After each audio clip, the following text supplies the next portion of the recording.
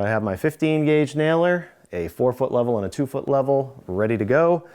And I'm just gonna pick this up, just like this, and put it in the opening.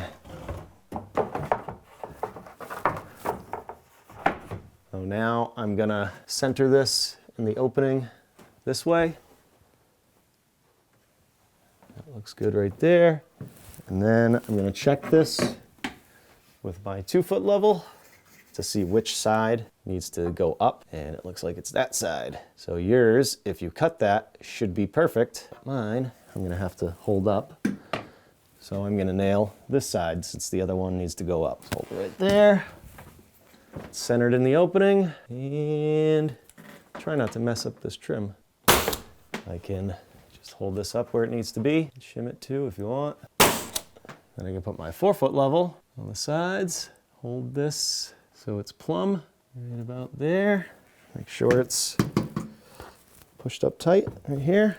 I'm gonna get a nail in right here. So I know that I get into that stud quite a ways. Same thing on this side. Hold it towards the outside so it's more accurate. Just move this where it needs to be. Plumb right there. And now we can nail these all the way up. Kind of a tricky trim to nail. So 2 things about this. First of all, these nails I don't think are long enough, and or this trim is pretty thick. So I'm gonna end up putting nails in there. I'll just put one in right now. 15 gauge nails,